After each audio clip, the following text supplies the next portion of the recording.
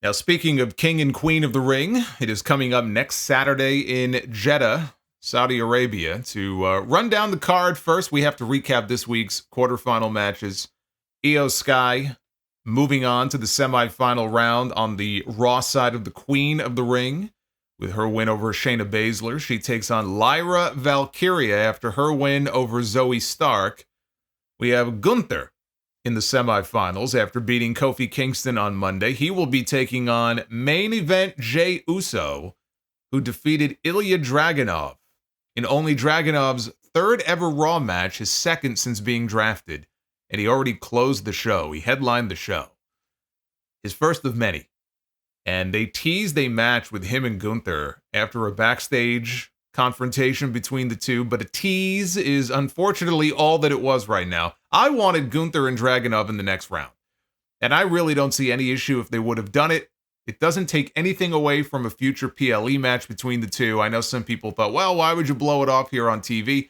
It's not a first time ever match. I mean, we've seen it twice before. I wouldn't have had an issue with it. That's the match I was hoping for. That, to me, I mean, that could have been one of the greatest King of the Ring matches we've ever seen.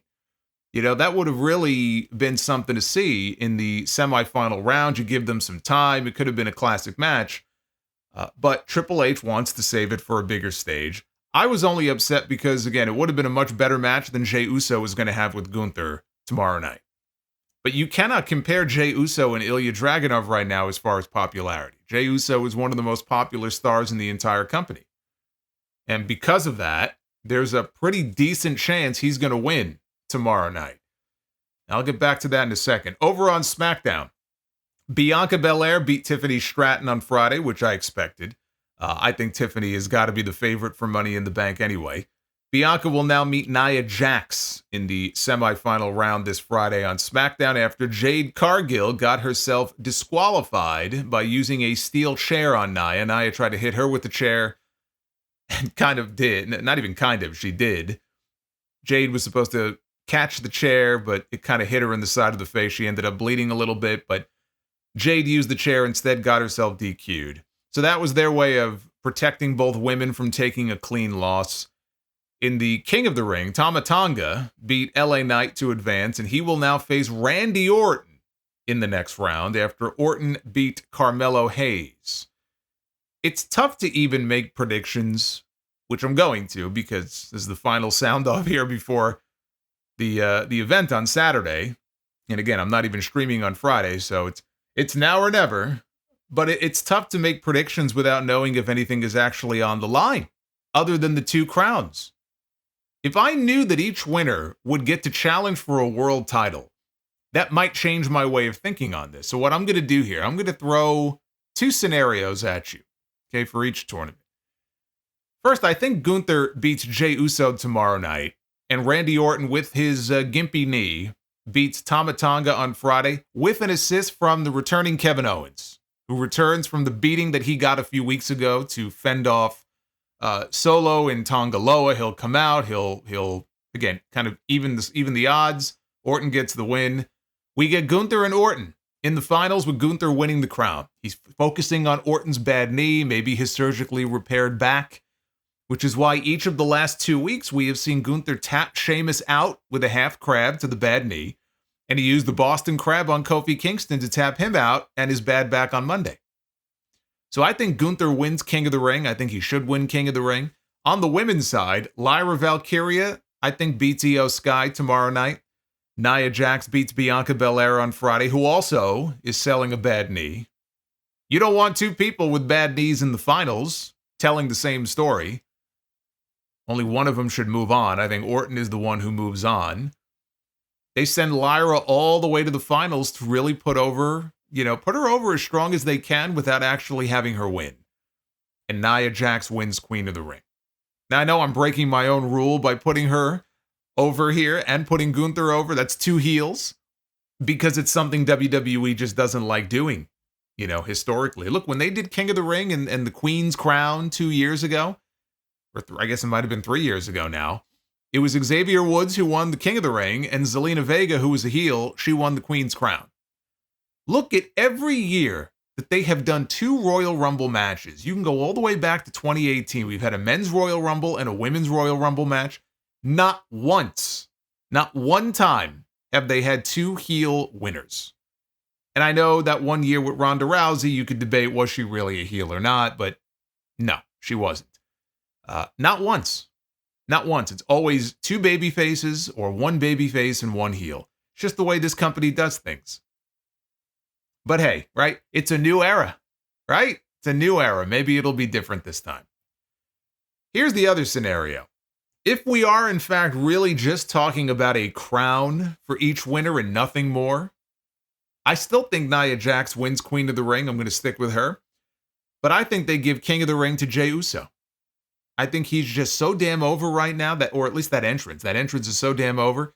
I mean, he is too. That's not really fair. I mean, you could say that he's mostly an entrance. Once the bell rings, there isn't much there. But he is super over right now. And he is coming off a loss to Damian Priest for the World Heavyweight title. I think that they may put this fucking guy over on Gunther and have him wrestle Tama Tonga in the finals. And that's where we see the return of Jimmy Uso. When all hope looks lost for his brother, Jimmy comes back. He takes revenge on Solo and Tama for killing him after WrestleMania. And he clears the way for his brother to win the crown. And that then begins the healing process between the Usos. And maybe it brings us that much closer to a Jacob Fatu debut. I mean, every day that goes by brings us one day closer to a Jacob Fatu debut. But if they were going to bring him in, as I have suggested, on the babyface side of things, if we end up with a Bloodline Civil War soon, which we will, and this could be the spark. You know, Jay, with the assist from Jimmy, taking the crown away from Solo's crew, taking it away from Tama. You know, not following in his father's footsteps, you know, King Tama, because Haku was king once before. That could be the spark to this whole Bloodline Civil War. And then maybe we get Jacob Fatu kind of evening things out on the side of the Usos. If this brings us one step closer to his arrival, that's a good thing. Although I'm really not excited at all about the prospect of Jay and Tama being the final in this tournament. So those are the tournaments. Now we have actual matches on the PLE as well. We have Sami Zayn defending the Intercontinental title in a triple threat match. Sami, by the way, who is always super over on these Saudi shows, defends against Chad Gable and Bronson Reed. Chad Gable needs to win the Intercontinental title soon. I don't think it's going to happen here. And I think that's why Bronson Reed is in this match. I think they're going to want to put Sami over in Saudi. And I think he's going to retain. He's not going to pin Chad Gable to do it because that would just be death for him. That would be ridiculous. After all the losses he's already taken, he can't take the straight loss in this match. I think that's why Bronson Reed is in here. I think they're going to save his title win, Gable's, for another time back here, one-on-one with Zayn. I think they're going to give Sami the win. But I do think we're going to get a title change on the women's side. We have Liv Morgan challenging Becky Lynch for the Women's World Championship. I think they put the title on Liv here. I think Liv Morgan is going to win the belt. I think that when they had that battle royal a few weeks ago to crown a new champion, when Rhea had to vacate, a lot of Liv Morgan fans were very upset that she wasn't the winner. But again, would you rather her win the title in a meaningless battle royal, or would you rather her beat Becky Lynch straight up? I think that's what's going to happen this weekend. So I'm picking her to win the championship. And then we have in the main event, Cody Rhodes defending the undisputed WWE title against the United States champion, Logan Paul. It is champion versus champion. It is not title for title. They only wanted you to think last week that it was title for title until Logan Paul went out there during the contract signing on Friday and said, no, I never agreed to put my title on the line. The agreement was that I challenge for Cody's title. So now his title is not on the line. They did that to put more heat on Logan. But it's the right call to make. There's no reason for Cody Rhodes to win the U.S. title.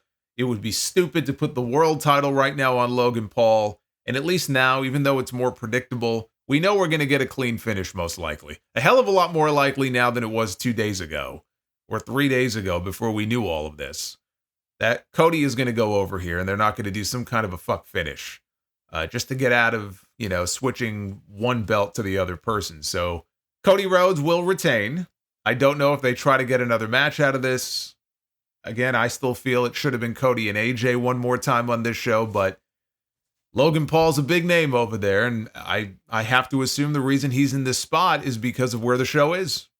And they wanted him in that spot for that reason. You know, he's got a name, he's a big celebrity over there, and his brother is, and I don't think it changes anything, though. Cody will retain.